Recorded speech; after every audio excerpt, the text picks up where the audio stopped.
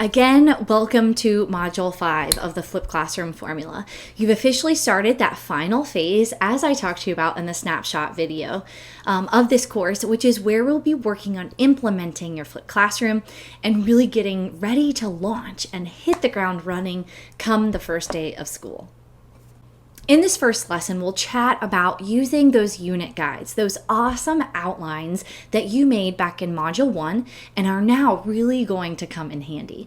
And that's really the gist of this lesson, to beef up those unit guides by focusing on what it is students will be doing to drive home the concepts they are learning about in your videos. So let's get to it. In this lesson, we'll talk about how you should be using class time and draw from our unit guides to make sure that time is used wisely. I want to take a moment to remind you that no two flipped classrooms will look exactly the same. However, there are definitely some similar aspects you can incorporate in order to make your flipped classroom very effective for your students. The purpose of class time in a flipped classroom is to build upon what it is they learned about in the videos. That is it. It's as simple as that. How you accomplish that task is entirely up to you. In this module, I will be recommending how you use that class time, but I want to mention here that you don't have to listen to a word I say. You are a professional. You know how to get your students to master concepts, so go with what you know. Just make sure that you are not reverting back to just rehashing what you talked about in the video. Then you are delegitimizing those videos. That doesn't mean you can't answer questions or review sticky spots for students, but don't just give the lecture again. Build upon that lecture. So here's your reminder. In your unit guides, you have a section where you are continuously loading in activities you've always done and loved, as well as new ideas for activities that you find here and there as you are searching. Start there. Don't feel like you have to reinvent the wheel in finding something grand and innovative to do in the classroom. Just go with what you have.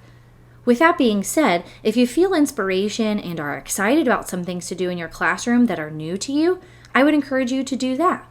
Your excitement will then bleed into your classroom and your students will feel it. Run with it.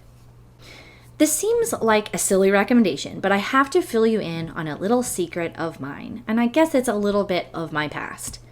When I had baby number 3 back in January of 2018, I took an extended leave from the classroom. I just took off the remainder of that school year. During that time with the baby and my 2 older boys, I found Instagram. More specifically, I found the teacher community of Instagram, and it totally revived my passion for teaching and for being innovative in the classroom.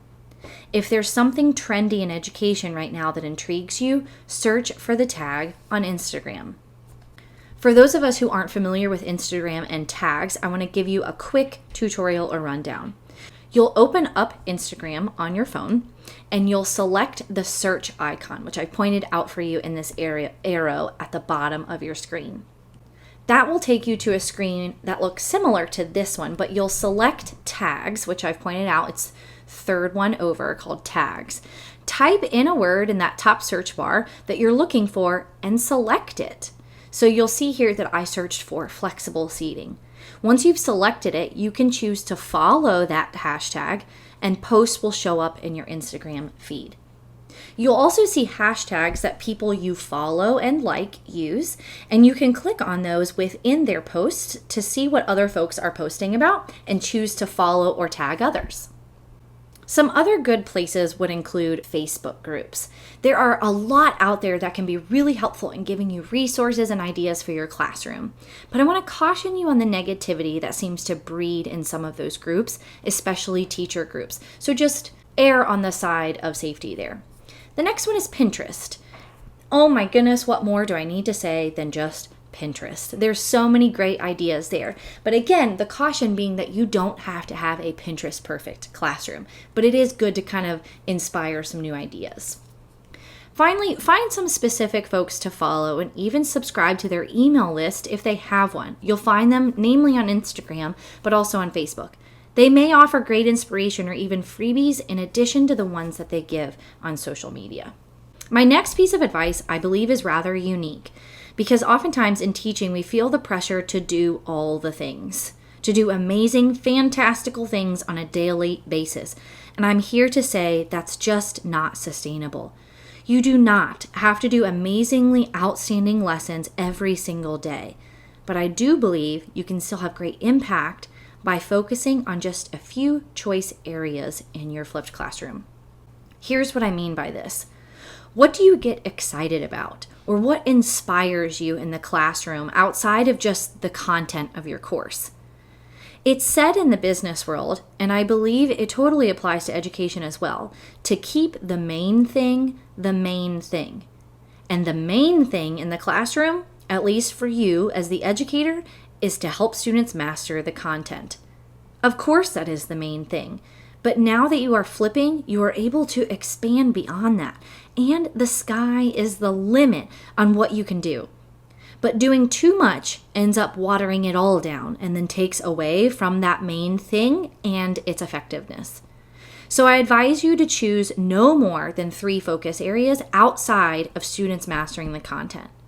These focus areas could be techniques on how students master the content. One of these focus areas for you could even be flipped videos, but I encourage you to push beyond that. Let me share mine from this past school year. My main focus area outside of students mastering the content through my flipped videos was 1, content-specific fiction and nonfiction reading. That's right, you heard me, reading in a non-ELA classroom. Number 2 is building empathy and kindness, some of which was within content-specific aspects of the course. And 3, building options for both remediation and extension for my students, which I guess is technically differentiation, but I tried making those remediation extension areas systematic without being an overwhelming process for me or a time suck for the kids. I only share those to show you that they should be completely and utterly unique to you, and they don't have to be much outside of the realm of keeping your head above water. For instance, what if they were, number 1, communication via your Google Calendar, or maybe parent emails. Number 2, doodle or guided notes because you're probably building those anyway. And number 3, student reflection on performance because again, you're doing that anyway. But I do hope for you that you're excited and inspired by this idea of thinking big because of the possibilities that lie in this open class time, all thanks to your beautifully built flipped classroom. I would love to provide some suggestions for you, but this list is not exhaustive. I just hope that it spurs some inspiration and some creative juices. You could do things like bring in guest speakers. You could do mini projects that you've normally just pushed off because you didn't have time. You could do huge, even semester-long projects, research writing and projects, content-specific writing, and you could even do that daily. You could have students listen and reflect on podcasts, do fiction or nonfiction reading. That's right, reading in a non-ELA class. You could do cross-curricular projects, problem or project-based learning, and even flexible seating. Again, you don't have to do any one of these to make your flipped classroom possible, but these are the possibilities, people. Take advantage of them. And that's it for the first lesson. In this lesson, you learned about using and really beefing up those unit guides and where you might find inspiration on filling that class time. And finally, the importance around choosing no more than 3 focus areas for class time this school year. And if you feel like 3 is too much, just do 1 or even 2. It's totally up to you. Your take action piece for this lesson is to brainstorm. Take 30 minutes. It could be 20, it could be 40, but just get some undistracted time to just let the ideas flow onto paper without any censoring or editing. And I mean it there, just let it flow. Then spend some time narrowing down those ideas. Narrow them down to 3 focus areas that are beyond just mastering the standards. And this could mean you combine some ideas into one because they're so alike. Just go with it and let the creativity flow. And finally, beef up those unit guides. Do some planning and thinking around how you will incorporate your 3 focus areas and where. These don't have to be a daily thing, but they could be, or they could be a quarterly or even just twice a year thing. For instance, my reading focus in my AP Psychology class was incorporated as an extension option for my students, so not everybody did it, but then I also had 2 larger reading class projects that everyone took part in.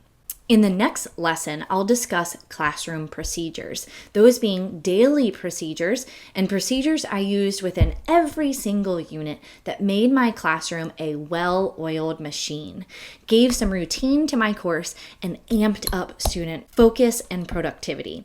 So when you're ready, go ahead and click next, and I'll see you there.